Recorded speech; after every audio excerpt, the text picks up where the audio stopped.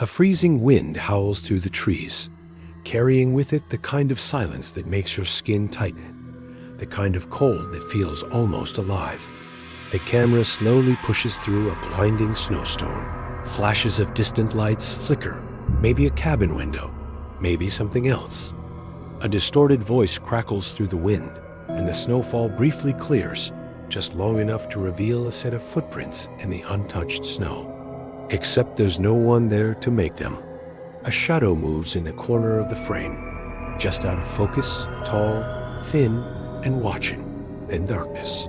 The narrator's voice cuts in quietly, almost a whisper. Winter can be peaceful. Until the cold starts hiding things you wish you'd never seen.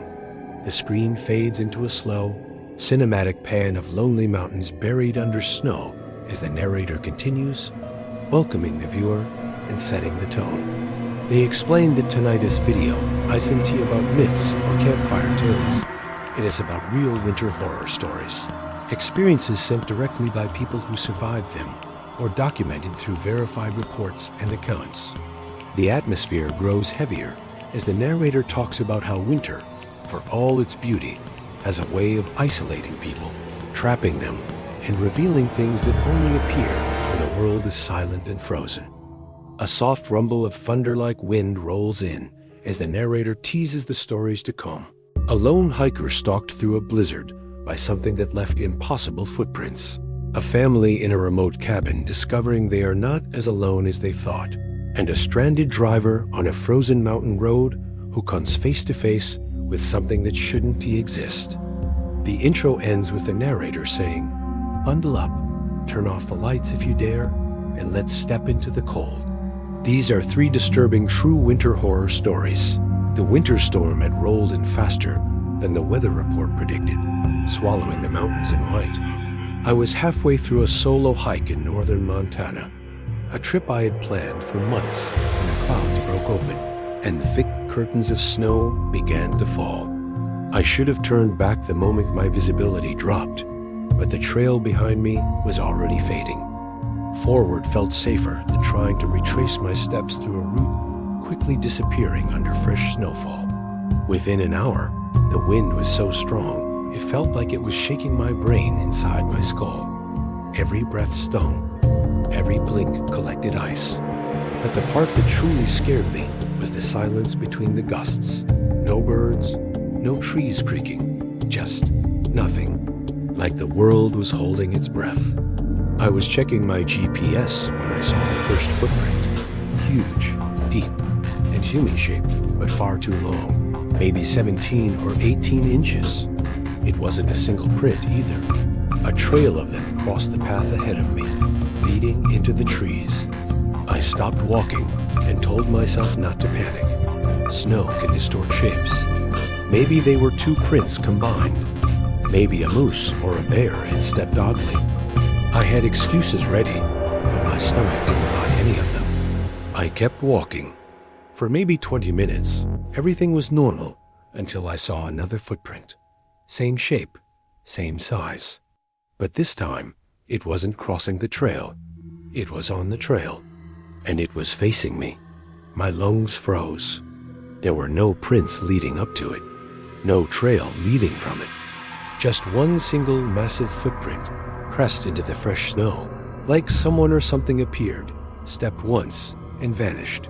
The forest suddenly felt suffocating. Every shadow seemed to lean closer. I kept moving, faster this time, my boots crunching far too loud in the empty mountain air. Snow whipped across my jacket as the sky dimmed. The sun wasn't supposed to set yet, but the storm was swallowing the daylight. Another half mile. Then I heard it. A long, slow exhale behind me. Not human, not an animal breath. It was deeper, heavier, like air being pushed out of lungs far too big to belong to anything that should be walking upright. I turned around. Nothing, only swirling snow. That's when I saw the prints again. A new set, fresh, leading toward me. And they stopped maybe 10 feet away. This time there were two prints. The thing had taken a step. A huge one. I couldn't breathe. My hands shook as I fumbled for my survival whistle, blowing it as hard as I could. The sharp sound cut through the storm, echoing off the valley walls. But the second the sound faded, I heard it again. Exhale. Long, close, watching. My legs finally listened, I ran. Branches whipped at my face as I tore down the trail. I didn't care if I got lost. I didn't care if I stumbled into a ravine. Anything was better than letting whatever was behind me get closer. And it was getting closer. I couldn't hear footsteps not over the wind, but I could feel the weight of something enormous moving in rhythm with my sprint. The ground faintly trembled with each invisible step. I spotted a ranger cabin through the storm, an old wooden structure used during summer months. The windows were boarded, but the front door had a latch. I didn't think. I just crashed inside, slammed the door, and shoved a table against it. The wind howled. Snow scraped against the wooden walls like fingernails. I crouched in the corner, trying to stay quiet. Then, silence. Complete silence. Until thud. Something heavy landed right outside the door. Another exhale, so deep the wooden frame vibrated. I held my breath. The thing moved to the window slit. Snowflakes drifted in through the crack, but suddenly the light coming through went dark, like something enormous was blocking it. Not moving, just watching. Minutes passed, or hours. I couldn't tell. Eventually, the shadow slid away, and the wind returned. By morning, when rangers found me curled in the corner, the storm had passed. They said there were no large footprints outside, only mine, blown half shut by the wind. But they were wrong. As I was leaving, I saw them near the tree line, enormous prints, almost melted into the snow, like whatever made them was giving off heat. And they led away from the cabin, not into the woods, but up the mountain ridge, where no human should have been walking in that storm. Welcome to Apex Stories Hub. If you're enjoying this video, make sure to hit the subscribe button, tap the like button, press the bell icon to never miss an update, and leave a comment to tell us what you think. Your support motivates us to bring you even more interesting and exciting stories. Subscribe now and stay connected with Apex Stories Hub for daily amazing content. I was 17 when my parents decided we'd spend Christmas week at my uncle's hunting cabin in northern Maine. It was one of those places built long before electricity lines reached that part of the woods, small, crooked, and isolated enough that even phone service gave up trying. The plan was to disconnect as a family. My older brother Evan and I hated the idea, but my mom insisted it would be good for us. It was the drive up that made me uneasy. The farther we traveled, the more the trees looked unnatural tall, stiff pines coated in hoarfrost that made them appear like frozen skeletons. Snow had begun falling by the time we reached the property, and by dusk, the cabin was buried in white. Uncle Reed wasn't home. He was due to arrive the next evening after finishing a hunting trip.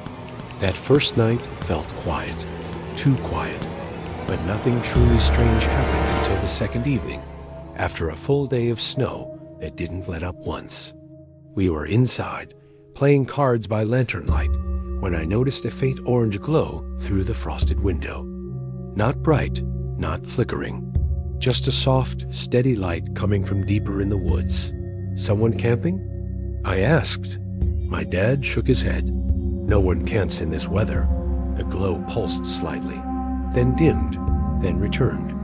I had this creeping sensation that it wasn't firelight at all, more like a lamp, or a window. Maybe it's Uncle Reed, my mom offered, though even she didn't sound convinced. Evan grabbed the binoculars from the shelf and peered through the window. He stiffened.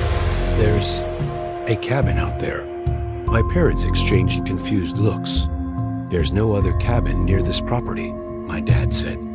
That's what I thought, Evan whispered, lowering the binoculars. But I'm telling you, there's a building out there, and the windows lit. Everyone felt the tension after that. None of us wanted to open the door. Something was wrong, but the glow kept pulsing softly, like it knew we were watching. We tried to ignore it, settling in for the night, but around 1 a.m., I woke to a strange sound, something tapping rhythmically against a wall. Not the roof, not the branches, a wall. Tap, tap, tap, slow, intentional. Evan whispered from the bunk above me, "You hear that too?" Neither of us moved. My parents slept in the loft. The ladder creaked if touched.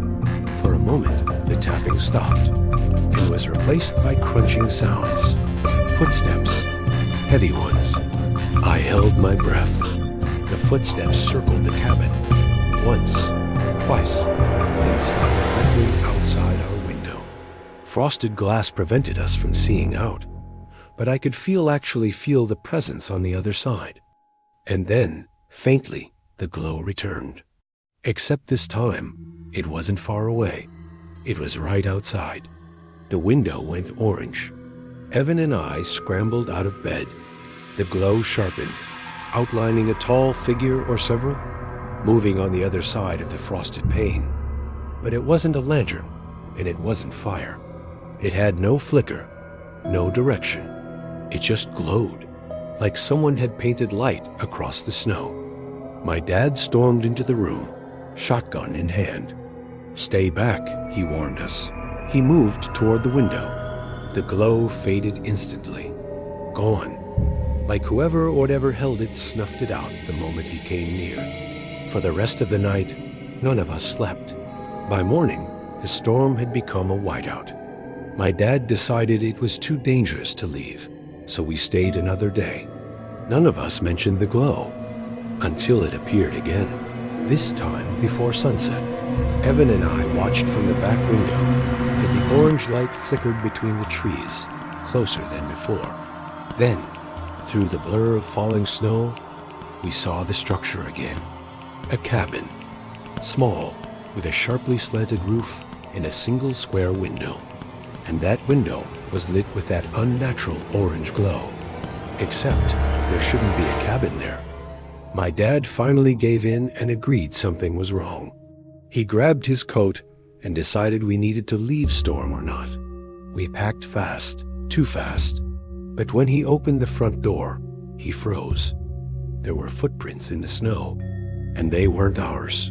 They circled the cabin again, over and over, dozens of loops, like someone had walked around us for hours. But the most disturbing part? The footsteps led away from the cabin, toward the glowing one. My dad slammed the door. "We're waiting until Reed gets here," but Uncle Reed didn't arrive that night. At midnight, the glow returned bright now, vivid enough to cast long shadows into the trees. Evan swore he saw movement around the glowing cabin, silhouettes shifting in slow, unnatural motions. Then our cabin lanterns flickered. All of them, not randomly, in a pulse, in the exact same pattern as the glow outside. My mom started praying under her breath. My dad stood guard by the door, shotgun trembling in his hands.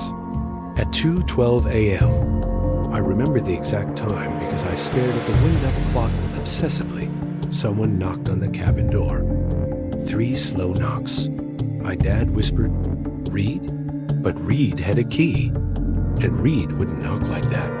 The glow outside grew brighter, seeping through the cracks in the wood like liquid light. The knocking returned, louder. My dad approached the door, raised the shotgun, and shouted, "Say your name." Silence, then 3 more knocks. Slow, even, patient. We backed away. The glow now wasn't outside one window. It poured through all 4, surrounding us, encasing us in orange warmth we did not feel warm. And then, just as suddenly as it had appeared, it vanished, completely. Dawn arrived. The glow did not return. Uncle Reed finally reached us that morning. When my dad explained what we saw, Reed went pale. "There used to be a cabin out there," he said quietly. "Burned down in 1974. Whole family died inside. Locals said the place still lights up sometimes, especially during snowstorms. We looked toward the tree line. No glow, no cabin. Except the snow there hadn't settled properly, as if something had been standing there all night. I grew up in northern Minnesota, where winter didn't just arrive, it consumed everything. One year, when I was 20, I took a seasonal maintenance job at a remote winter lodge called Birch Hollow. It sat beside a massive frozen lake that locals warned visitors about constantly, not because it was unsafe, but because they said it was haunted. I didn't believe any of that. I thought locals just loved their spooky folklore. But by January, I was starting to understand why they warned people to stay away from the lake after dark. The first time I heard it was during my second week. I had gone down to the shoreline to check on the frozen dock. The night was painfully still, no wind, no rustling trees, nothing. My breath hung in the air like smoke. Then I heard a muffled sound, echoing from somewhere beneath the ice. At first, I thought it was water shifting or the lake cracking. But then it came again. A cry, not an animal, not a branch, a human cry. It was distant, warped by the thick ice, but unmistakable. A man's voice screaming for help. I ran straight back to the lodge, completely shaken. But when I told my supervisor, Nora, she sighed as if she'd heard the story before. "It's the lake," she said simply. "Happens every winter. You'll get used to it. People screaming under the ice? They're not people anymore." I thought she was joking. She wasn't. 2 nights later, the screaming returned. This time louder, closer, as if whatever was under the ice had moved toward shore. I pressed my ear against the frozen surface and instantly regretted it, because I didn't just hear screaming. I heard scratching, long, hard-dragging sounds like nails or bone scraping from the underside. Something was moving, pacing, trying to claw its way up. I scrambled to my feet and ran again, but this time I didn't tell anyone, not even Nora. I didn't want another cryptic answer. The next day, guests started mentioning it. A couple claimed they heard someone calling out during their moonlit walk. A family reported hearing tapping beneath their cabin floor, even though their cabin wasn't anywhere near the lake. And a little girl said she saw a frozen man waving at her from the ice. Management dismissed everything as winter acoustics, but the sounds kept getting worse. One morning, after a violent snowstorm, I was assigned to clear a path to the lake's boathouse. Normally, I hated going near the water, but this time something felt different. The lake was silent, completely silent. No shifting ice, no muffled echoes, no screams, just stillness. I should have been relieved, but instead, I felt tense. The kind of tense you feel right before something happens. While shoveling the snow near the boathouse, I noticed something strange out in the lake, a dark shape beneath the ice. At first, I thought it was driftwood frozen in place, but as I crouched closer and brushed snow off the surface, my stomach dropped. It was a hand. A human hand pressed against the underside of the ice, pale, bloated, frozen stiff. The fingers were curved upward, as if reaching for the surface. And next to it was another, then another. And then, just beneath the fogged ice, I saw a face, lifeless, eyes wide, mouth frozen mid-scream. I stumbled backward, falling into the snow. My breath turned to panic fog in front of me. I ran back to the lodge to get help, dragging Nora and 2 other workers with me. But when we returned, the hands were gone. The face was gone. Only smooth, untouched ice remained. The others exchanged a look that terrified me more than the frozen face had. They weren't surprised. They were expecting it. That night, our emergency radio went off. A nearby hunter reported that he saw figures walking on the frozen lake during a blizzard strong enough to knock over trees. The sheriff requested someone from Birch Hollow to help guide him to the lodge since he had lost his way in the storm. Nora insisted I join her, We left in a snowmobile and found the hunter huddled near the woods. His face was bright red from the cold, his eyes wide with terror. "They were calling me," he stammered, "from the lake, like they knew my name." Before Nora could respond, the wind shifted and we heard it. Not screams this time, whispers, hundreds of them. They floated through the storm like voices carried on a slow breath. They circled us every direction, every gust, every shift of wind. The hunter covered his ears, trembling violently. "Don't listen to them," Nora hissed. But the whispers grew louder, closer. No words, just overlapping sounds of pleading and moaning and choking. And one whisper cut through all the others. A voice directly behind me. So close, I felt the warmth of breath. "Help us." I spun around. Nothing, but the snow under my boots had changed. It was cracked, splintered, as if something had been pushing up from below. Nora grabbed my jacket and dragged me onto the snowmobile. The hunter jumped on behind us, and we sped back toward the lodge. But as we pulled away, I saw movement beneath the ice. Shapes, human shapes swimming under the surface, following us. Not floating, swimming. Slow, jerky motions, as if their limbs didn't bend the right way anymore. Their faces passed under the ice like shifting shadows, with hollow eyes and open mouths. Nora didn't stop until we reached the lodge. The whispers faded, the storm calmed. But when we helped the hunter inside, he pointed at me with a shaking hand. "One followed you," he whispered. "It touched the ice right under your feet." I didn't sleep that night. None of us did. At dawn, the whispering stopped again. The lake went silent, but I knew it wasn't over. Before I left Birch Hollow for good, I asked Nora what was really under the lake. She stared out the window for a long time before answering. "Every winter," she said quietly, "the lake gives back the ones it took, but only their voices, not their souls." I looked at the frozen lake one last time. In the distance, beneath the early morning ice, something moved. Something waiting for the next winter. As the final story fades into silence, the wind outside our window seems a little colder, a little sharper, as if it's carrying echoes of everything we've heard tonight. Winter has a way of hiding things. Footsteps in the snow that appear without a walker, voices trapped beneath frozen lakes. Strangers knocking on doors that shouldn't exist, shapes watching from the tree line long after the sun has died behind the horizon. Each story, no matter how unbelievable it sounds, came from someone who experienced something they could never explain, something that stayed with them long after the thaw. And maybe that's the true horror of winter. Not the cold, but the isolation, the way it traps us, the way it lets the dark slip closer. If you ever find yourself alone on a winter road, or walking past a frozen lake, or hearing a knock at your door long after midnight, remember these stories and listen closely to the silence, because sometimes winter isn't quiet at all. Sometimes it whispers back.